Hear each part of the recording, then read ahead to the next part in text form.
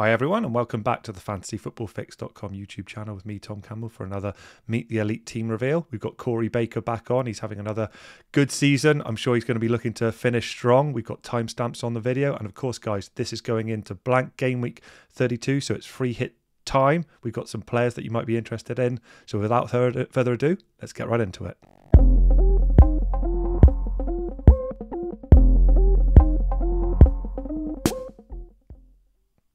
Guys, welcome back to the fantasyfootballfix.com YouTube channel. And Corey, it's been a few weeks, my friend, so welcome back to you. How's the season been going, man?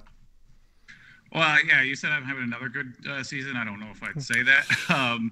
If anyone's followed the blog on the Elite Reveal, you can see my frustration. But it's going a little better. Yeah. The rank here doesn't include Solanke, who's coming off the bench for me for Rashford. So my goal now is to finish in the top 100,000, and I'm definitely in a position where I could do that.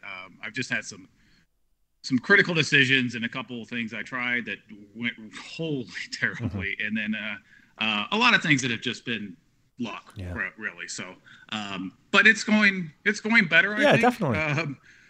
I'm at least not quite as frustrated. Maybe I've just started accepting things more. I'm not sure, but it continues. How about that? I mean, this is a Zen audience, so I introduced the video and I had to tell myself because, would Corey see this as a good season with your record? Maybe not. Like a lot of managers still would. And look, you've got the free hit chip active, as we can see there. We can see this upward trend, Corey. It still counts as an upward trend, and you've already given us a spoiler in terms of how game week 31 has played out, guys. We are recording on Sunday evening, so we do still have the Liverpool game to play out as well, but. Look, I mean, it's interesting. Just before we start looking at the team that you pulled together for Game Week 31, Corey, you talked about, your goal, top 100K. Now you're right around, I guess, 200, 250K, around that. It will shake out tomorrow. Do you think that's kind of a realistic goal for people at a similar rank, let's say, with the similar sort of chips? Do you think it's still, an achievable target to hit that 100K, and to push beyond that would be amazing, but might be a bridge too far, say top 50K? Do you think that's still in the mix? Yeah, I think, in a normal season where we didn't have such a strong template and didn't have such a clear captaincy with Holland, it would be even more reasonable. Like 50 from where I am now would be an absolute realistic goal. Sure. But if you were, I'm probably going to land, depending upon tomorrow, and probably somewhere, like you said, right around 200, maybe a little better. But I'm probably 25 points out of 100,000, maybe. So you can definitely do it. And the free hit chip, if you have it, and there's going to be, or if you have other chips, right? If you have the wild card, or if you somehow have bench boost or what have you, you're going to be in an advantageous position compared to a lot of the top 100. So yeah, you definitely can still move up for sure.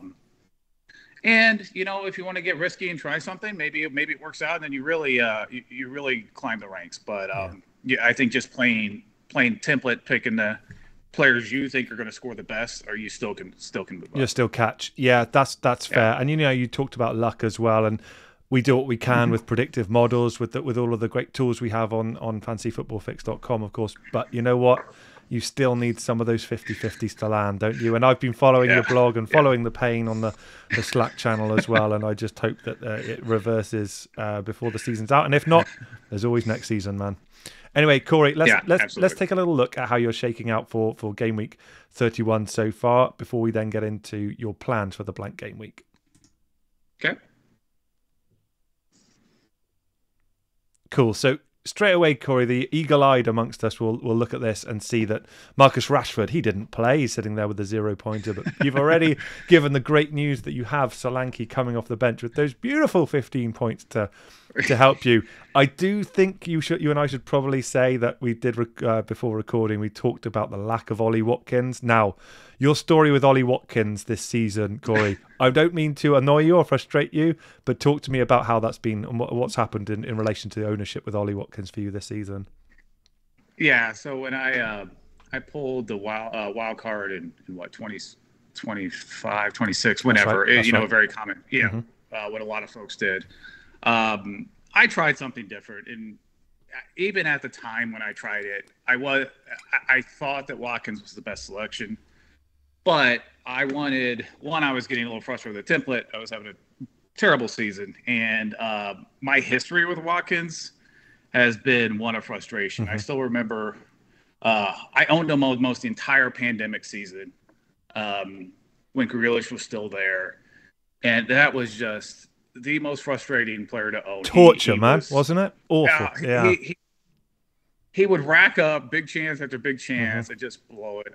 I don't remember. I think they maybe played Palace once, and he had 3 assists, but I think 2 of them were fantasy assists. But he missed like 5 big chances. So he had 3 assists and didn't get any bonus because he's messed up so much. So, you know, you try not to hold personal grudges, but there's players that just don't seem to work out for you. And unfortunately, going against them, he's gone on the run of his life, and it has not turned out well. So now I probably would, if I had him, I probably would have still dropped him and kept Kane for the Bournemouth game.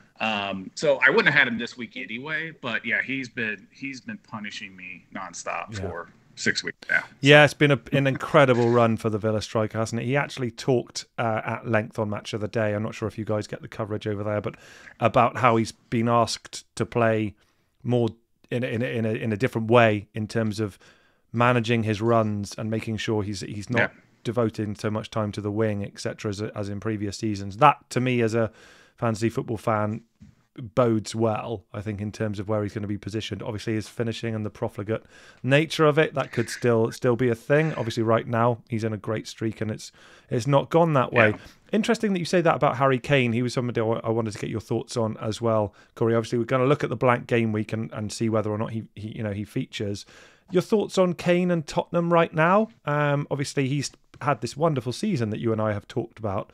But in terms of Tottenham as a collective and a very disappointing result, how do you see Harry Kane and Spurs down the stretch for FPL managers? Yeah, I mean, they're crap, right? So I saw a tweet from somebody that basically said that the only difference between Chelsea and Spurs has been Kane and his capability of scoring goals. Okay. I mean, the rest of the team is just they're an absolute mess. I do think Benencourt's injury is really hampered their central midfield, and it seems like since he's been out, they've really struggled to create.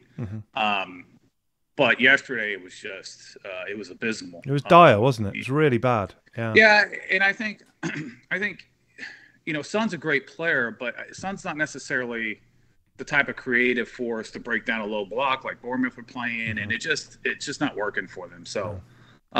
They do. I mean, Kane's so expensive. They don't have double game week fixtures. I can't imagine him being that prevalent in my team or the elite teams, because I think people will move on and go from there. But he's had a great run. He's had a great season. Yeah. But the rest of the team is just absolute plain terrible. Yeah, and quite dislikable. I think quite easy to dislike them now. I think with the interim manager situation, the treatment of Davinson Sanchez and what have you. So and just putting it back to fantasy as well in terms of the money that you say that Kane is going to afford for teams that want to repackage how their team's set up. It feels like he's going to be the make weight to do that, which a few short weeks ago would have felt very unlikely. Let's move on. Talk about these Brighton players that you've got, the triple up, playing all 3 of them against Chelsea. Seem to be the consensus, right? I mean, not just because Chelsea have been struggling so poorly before and after appointing, hilariously, Frank Lampard, but just how good this Brighton team are, right? In terms of how effective they are. They battered them at Stamford Bridge, didn't they, Corey? Were you comfortable playing all 3 without too much second thought? Yeah, no, I mean, Estupiñán was the only question, and quite frankly, I mean, Chelsea scored on a hugely deflected shot, barely created anything else, and Estupiñán had, had a couple attacking situations himself. I think he's been very unfortunate to not return since I've had him. But no, I had no qualms about tripling up there. I definitely liked Estupiñán better than doubling up with Botman at Villa. And so it proved, yeah. Yeah, I was not at all comfortable with Newcastle playing at Villa the way they've been playing, and Watkins, battery me, he battered them too. So, I had no qualms. going forward, any McAllister owners really need to pay attention to development injury and see how that affects their formation. Because if he is dropping back into playing in a double pivot, his attacking potential goes down quite a bit. It does, doesn't it? Yeah, so it's a good shout. Yeah, and that's absolutely something we need to pay attention to. I think Lamptey's still out too, so they're really devoid of fullbacks right now. So, but going for I plan on keeping triple Brighton until the end of the season. Yeah, I mean they've got that beautiful double, don't they? In well, not necessarily the fixtures, but another double in 34, and more fixtures to be rearranged and further down the stretch. Yeah, they've got 3 doubles. That's still, right. So it's there's no chance I'll be moving off of them. And I could potentially maybe move someone, and I don't know who they play in 38. I think it might be someone not great. But anyways, I think it's Villa. I think it's Villa. Yeah, maybe. Oh, is it? Yeah, then I'll be keeping all 3 of them. Yeah, maybe Villa. Most likely. Yeah, I mean, it's just, I know you haven't got Steele on the bench, but obviously he didn't play, picked up a bit of an injury, didn't play in the game against Chelsea. Difficult one for you to answer, putting you on the spot, because I'm sure you haven't thought about it because you don't own him, but just from a kind of broader strategy, let's say managers do own Steele, Corey, would you be saying it's something that you say, well, actually you need to pivot away because we're going to want 3 Brighton, and this guy just can't be relied upon for minutes because it's possible that Sanchez could come back in to take his spot? Or do you think it's you've made your bed and you lie in it now until the season's over? I would wait to get more data that he's definitely at risk before I would go that route. I think Steele's played pretty well. Yeah. Other than he had a couple hiccups against Brentford, but besides that, he's played pretty well. So I would wait because that's 4 points for a goalkeeper is essentially is what you're doing with burning a transfer right. That's hard to swallow. Yeah. But they do have 3 double game weeks, and you really want to have triple Brighton. So you need to figure out a way to maneuver. And a lot of people have Matoma, which is an ideal now. McAllister's threat. But with Ferguson hurt, I know that some people have him as well. So there's a lot of options. Yeah, there are. But we need to figure out what those are. Yeah, we do. Maybe information, as ever, is key. So let's hope that those journalists earn their money and ask some halfway decent questions in the press conferences for once. I'm looking at Bruno Fernandes there, 3 points. Not quite sure how he managed to only get 3 points in the game that's just played out at the City Ground against Forest. Looks in incredible form. Obviously, he had reduced minutes in Europe midweek as well, and he looked to have benefited from that goal. You've got to feel pretty hard done by in terms of just 3 points, from Bruno Fernandes. He's looking in great form, right? Yeah, if you look at the last 4 or 5 games, I don't understand how he hasn't essentially averaged about 8 or 9 points a game. It's been so when you talk about luck. I mean, those are the kinds of situations you're talking about. You have someone who's been heavily involved, creating big chances all over the place, having big chances himself, and it just isn't working.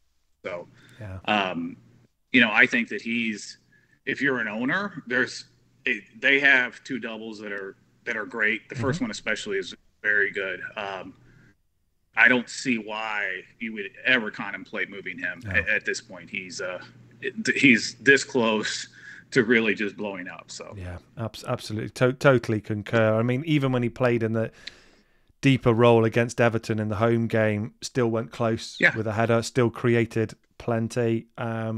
He lends himself well to the FPL game, doesn't he, in terms of how that scoring is. I just feel like a haul is surely close. So yeah, bad luck on this week, but the underlyings are looking terrific, aren't they? I don't think I want to talk too much about the Arsenal defence there, Corey. I wanted to get your thoughts briefly though on Kepa in goal. Obviously, he's picked up a 6-pointer there and played well in there. But this Chelsea team, I mean, last week we were talking about Ben Chilwell. I was talking about Ben Chilwell on the previous video.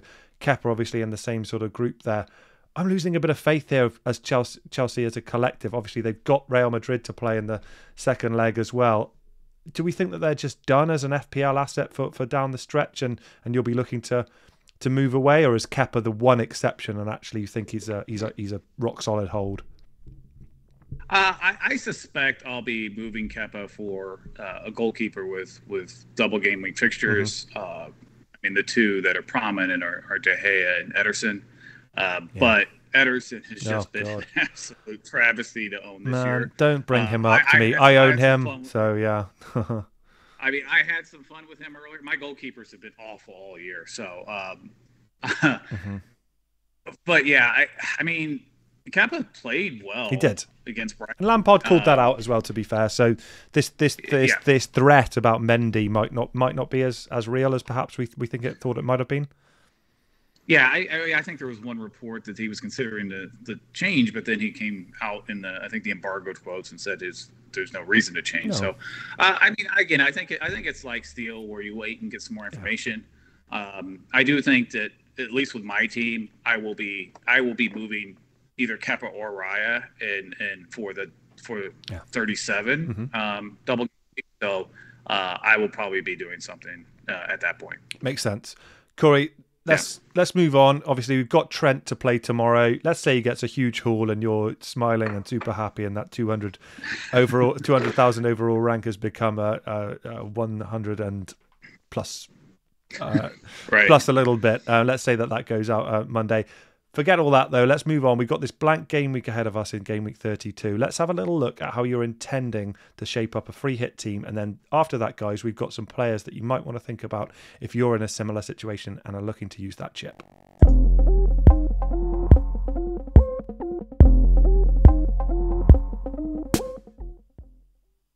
Cool. So usual caveats apply here, guys, but I guess with kind of bells on this week, because we've got a free hit chip active. I'm sure lots of managers watching will have done the same. And we're in a position right now where it kind of doesn't matter how things go, because we can just react and make as many transfers as we like during the week, how the European fixtures play out. But I'm really fascinated, Corey, to see how you've come up with this team and what your thought processes are. I think we said before recording, you're thinking the captaincy is going to sit with Mo Salah rather than Jesus, that we have it on the screen. That kind of makes sense to me. And let's assume he comes through the Leeds fixture tomorrow unscathed. But straight away, Everson at the back there, it leapt out to me as kind of an interesting pick, Corey. Let's talk to me. Why should I be considering Everson in goal? What's the appeal there? Well, I mean, I think it's just all about the fixtures, right? So Arsenal and Liverpool are the two teams you want to focus on, obviously. Yeah. And getting the 6 players from those two correct is going to be key. It is. But as far as Everson goes, there's not a lot of great options for goalkeepers and defenders, because you don't really want to. I don't think you want to blow a Liverpool or Arsenal spot on a goalkeeper. So you're kind of debating. I think Johnston. Sam Johnston. Yeah, he was the one who leapt out to me for the Everton game. Yeah, it's either going to be Johnston or Everson, I think. And Everson's also very cheap. Not that you necessarily need a ton of money, but it is great to have, 3 bench options for free hits. You almost never will need that, but it is great to have those in case. So I mean, I think Everson is probably going to be either starting or on my bench. And then so that's one of the big. Yeah, that's definitely a big decision point. Interesting. I mean the Johnston one was obviously. The Johnston one was seemingly the other alternative. Interesting that you've got Lucas Fabianski. Nice to see a West Ham player in some description finding its way into a free hit team. Doesn't normally happen. It takes a bizarre set of circumstances for that to happen normally. Let's talk about the defence. Kieran Trippier had this great season. Sort of been a bit frustrating. Some of the elite managers I've been interviewing, Corey, have said, well, it's more about the fixtures, Tom, and actually they're still a powerful team, and he still has great opportunities. You still seeing that way? You still think Trippier is a nailed lock into the free hit team? Again, you kind of run into some challenges when it comes to defense. And his attacking potential and his bonus potential still is through the roof. And we've already talked about how poorly Tottenham have been playing. And playing at Newcastle is certainly not something that you would think they would respond well. But they actually might play better having less of the ball, which I would expect they would. So you never know. But I probably would go Trippier. Yeah. I don't think I'd want to do a double up on Palace's defense, and I don't necessarily think I'd do Anderson and Iverson. So I think just the upside and the potential for attacking returns for Trippier, it means I'll be with it. Makes sense, man. I don't think you need to sell to sell. He's been awesome this season, hasn't he? Before we talk about that Liverpool double up with their the classic fullback doubles that have been part of FPL parlance for years. Just interested as to whether or not any Aston Villa defenders came into your thoughts at all off the back of the impressive win against Newcastle, or is the inclusion of Ivan Toney in your front line sort of making you think, well, actually in a free hit game week, I don't really want to have that situation where a forward's playing against a defender. Any thoughts on the Villa defence at all? Well, I think if folks have watched my videos, you remember me pushing for Tyrone Mings several weeks ago. I'm sure he'd be on this story. Yeah. And unfortunately, the way the fixtures fell, I only had him for 1 week and have missed like loads and loads of returns from him. Oh, man. But I mean, Brentford on the road is not a great fixture, and they certainly are not exactly a defensive juggernaut, so to speak. Fair. They're solid. Fair. They're fine. And for their price points, Mings I think is a great asset. But given the free hit situation, and with Liverpool, besides Salah, you're kind of uncertain which of the attacking assets are going to start. You are. So you're kind of stuck finding people who are nailed. And I mean, there's a chance even Robertson isn't necessarily nailed, and maybe you go VVD. I don't know, but I think that you end up kind of falling towards a double up with Liverpool there in the back and hoping for the best. But no, I don't think I ever would consider Villa, Mings or Moreno or anything like that on the road at Brentford. It does not seem likely for a clean sheet. Fair enough. Like it. Look, I mean, you talked a little bit there about Trent and Robbo there, and I hear you in terms of how locked they are in terms of Klopp's selection. If people are struggling for money, do you think there's a case for, and let's say again, we haven't seen the Leeds fixture, but do you think Konate would be an acceptable downgrade if people don't have the budget to let's say they can afford Trent and Salah? Do you think he would be the best third choice, or would you be saying, do you know what, actually find the money and get Alisson in goal and cover yourself their way? What are your thoughts on Konate as a option? I don't know that I would go Konate. Maybe. I haven't, to be fair, I haven't paid attention enough to how much, if Matip is hit. I think Matip's healthy. He's still available. I don't know how much.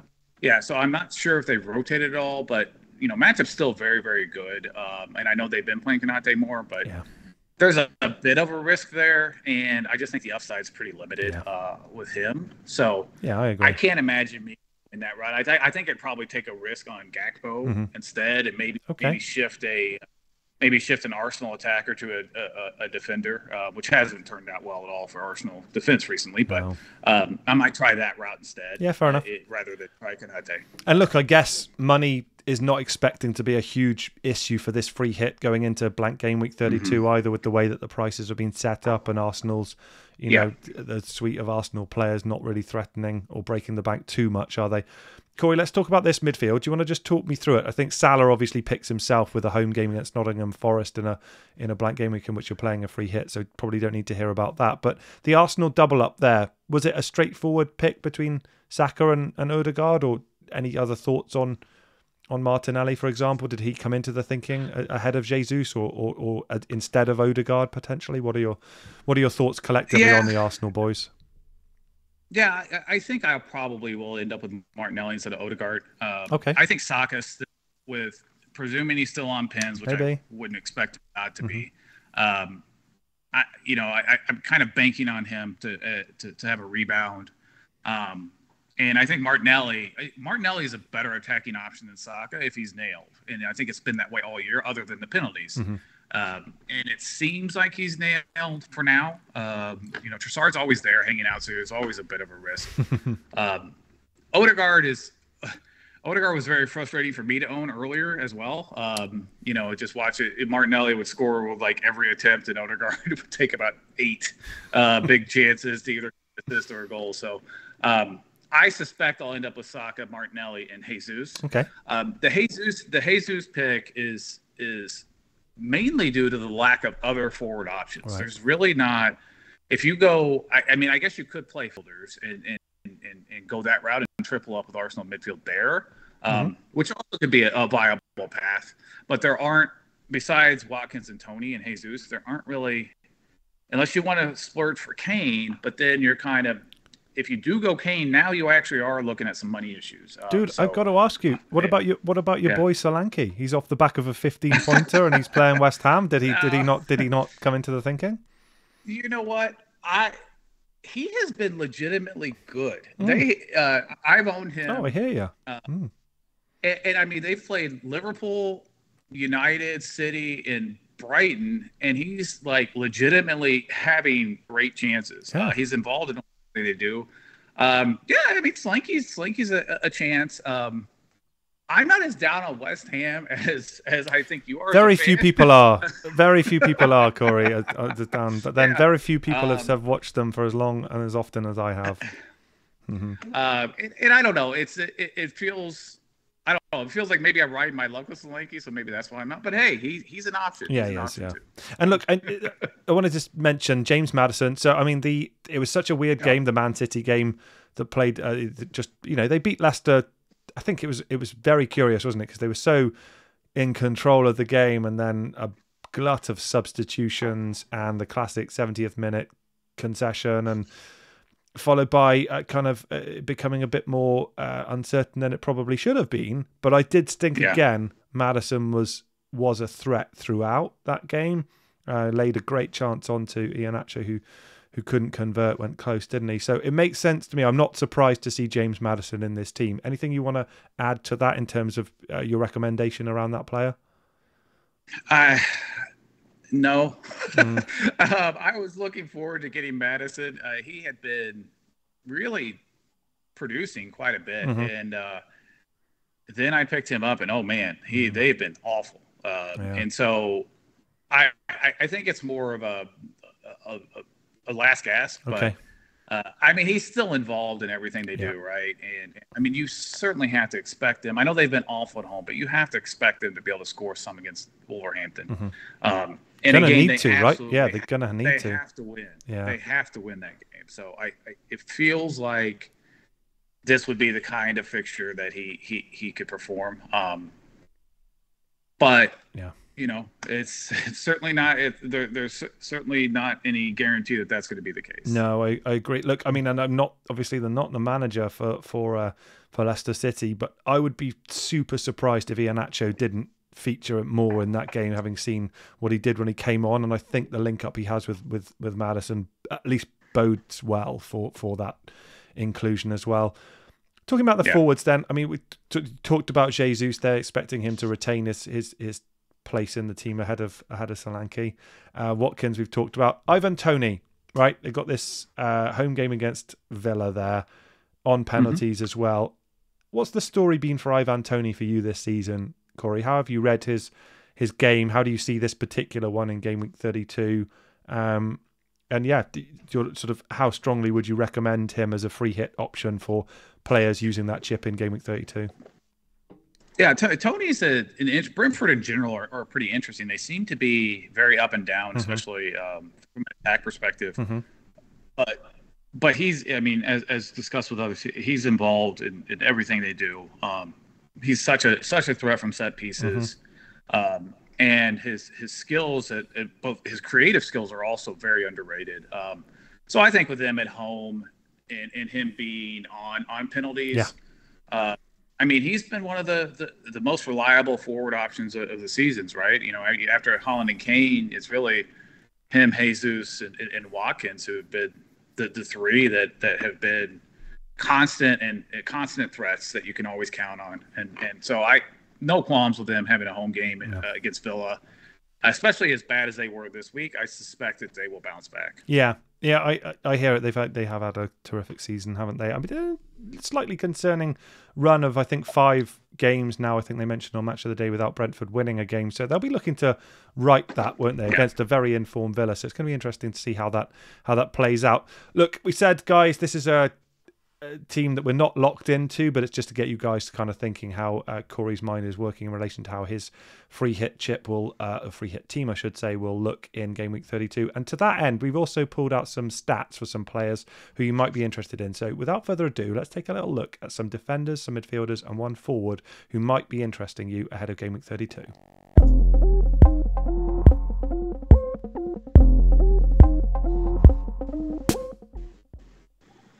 Okay, so some of these folks we have already talked about, Corey, and I should say straight away, we're going to go through a lot of numbers on screen, guys, but broadly on the left-hand side, you've got a couple of defenders, both of whom play for Arsenal. We'll come to those in a moment. And the midfielders there, we've got some interesting options, some of whom we've already talked about. And then one forward whose name I don't think has come up on this video so far. So the numbers in green, you can see are the quote-unquote winners from stats game week 1 through game week 30. And look, I'm going to ask about the Arsenal defence, Corey. We haven't, when we were talking about the team, we noticed Gabriel in your team for game week 31 that's just played out, but we didn't look to be recommending them for the blank game week. How do you see this Arsenal defence now down the stretch? Obviously, they've conceded the West Ham game's just played out. They've got the Etihad game still to play. They're still in the title race, of course, but defensively, what's your read? They definitely have been struggling a bit. I think that they're a bit prone to individual mistakes. The penalty today was another individual mistake by Partey. Mm-hmm. It feels to me that they're not quite as, I don't know if I want to say mentally strong, but they're not quite as consistent in their as some of the better title-winning sides or title-challenging sides in the past. So I think if you look at someone like Liverpool when they were in their heyday, even when they weren't, when the 2 seasons they lost to City barely, if they were up 2-0, like it was over.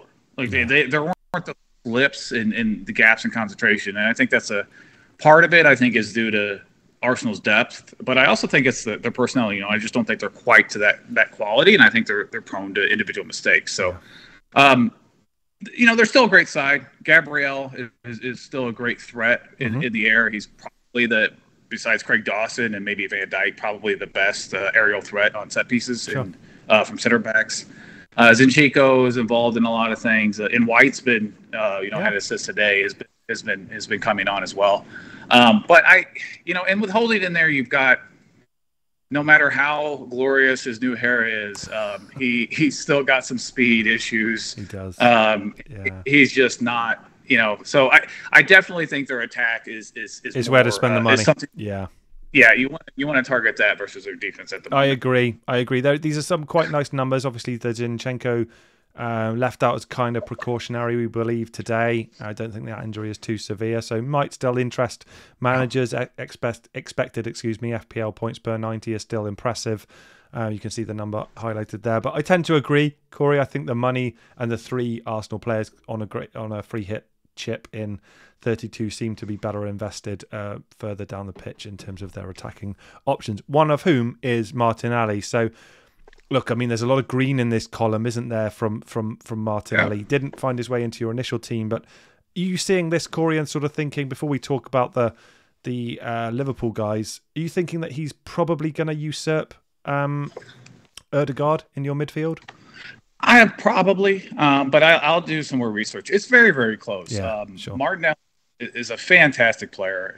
I had him from the start, and only moved off him when he was starting to lose his minutes. And if Nketiah doesn't get hurt, you never know how the season plays out, right? Mm-hmm. So he had a niggle, and then he got dropped completely because of his injury. So I think Martinelli owners who stayed were somewhat fortunate, but also you do know the underlying quality that he has. So. I suspect I'll probably go to him, but I'll do some more research and figure it out. But it is very, very. We'll follow along on the blog, man. Definitely. The 4 with interest. The 4 attacking assets for Arsenal are all very, very close. Yeah, I do wonder whether or not you're going to end up with Solanke still retaining that spot and Jesus misses that. Who knows? No, I'm playing devil's advocate. Look, the Liverpool. You mentioned when we were talking about your team in terms of the Trent Alexander-Arnold and Andy Robertson being the 2 that was going to supplement Mo Salah. some attacking options. Obviously, we've got uncertainty over minutes and kind of how they're sat up, etc. Any of these guys, look, Luis Diaz coming back into contention, Klopp alluded to. We've got Cody Gakpo, relatively new signing, who's kind of finding his feet, and then Diogo Jota, who's come back into the mix as well. But, we haven't even included the likes of Firmino as well. So are you seeing these numbers on screen and thinking, that's what I'm going to do? Or are you seeing this and thinking, do you know what, there's just too much uncertainty? Yeah, there just is, right? If you could tell me the starting lineup, I would almost certainly have Alexander Arnold, Salah, and one of the other attackers, right. But we just don't know who's going to play. I when I was planning, coming in out of 28 and then to the bench boost in 29, you really had to play in all the way to 37 because there were so many fixtures. And you're going to use 2 chips, and there was a lot you had to get right. I was assuming Darwin was going to be nailed, but clearly that's not the case. So I've had to go back to the drawing board, and that's how Alexander Arnold actually ended up in my team this week. That was a change of strategy from I would have expected Nunez to be nailed on, but it feels to me like Klopp is not certain who his best attacking group is. Each one brings something different. And they're clearly searching for solutions to some of their problems with pressing and what have you. So I have no confidence who's going to start next week. And because of that, that's why I've laid it on Salah and the 2 defenders. Makes complete sense to me, man. And these stats are interesting, but there's nothing particularly compelling to me to say that you're making a mistake to do that. So look, I hear you, and it's going to be really interesting to see how that plays out, Corey. So I've finished all of my questions. Are there any other topics or any other players that you wanted to bring up before we wrap things up ahead of this blank game week? Well, I think for me personally, my biggest decision now with the move to Alexander Arnold, I've now priced myself out of Jesus and a couple other forward options. So I'm going to be in 34. I'm going to be moving Kane to I think 7.1 or 7.2 forward or cheaper in order to afford the Madison to Salah move. So that really leaves me that leaves me Isaac. Sorry, Isaac, the Newcastle forward, or Marshall. So I have to figure out if Anthony Marshall is going to stay healthy enough because he would be an amazing asset with their 2 double game weeks, but with their schedule. He's certainly a risk, but that's going to be a big turning point for me, I think, in my season, is if I can get that selection correct.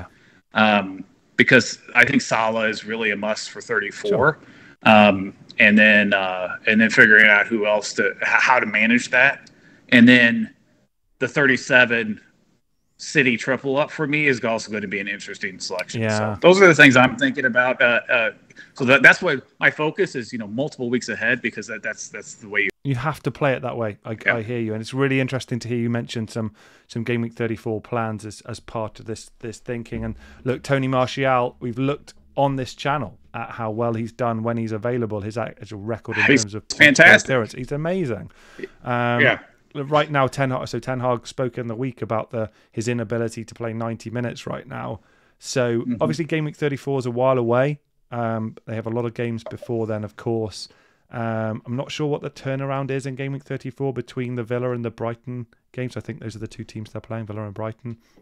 But if you could guarantee him playing in both of those games, goodness me, what a pick. What a pick he'd be, right? So that's an interesting way to feel. Absolutely. And even if you just got if you could get 65 minutes in each game. You'd take it happily.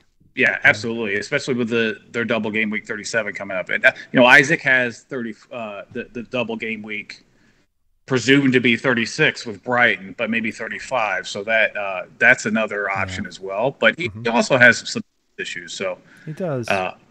Getting that correct is going to be a key for my season, I think. Well, look, it says to me, Corey, that the bad luck's in the rear view mirror. It's now we're looking ahead, and you've got nothing but green pastures ahead. So on that much more positive note, Corey, we'll call it to an end. Thanks for hanging out with me, man. Guys, do please smash a like on the video on your way out. Do please subscribe to fantasyfootballfix.com and to the fantasyfootballfix.com YouTube channel, and let us know in the comments down below as to how your Game Week 32 free hit teams are shaping up. And without further ado, guys, I'll wrap things up and I'll talk to you all next week. Bye-bye.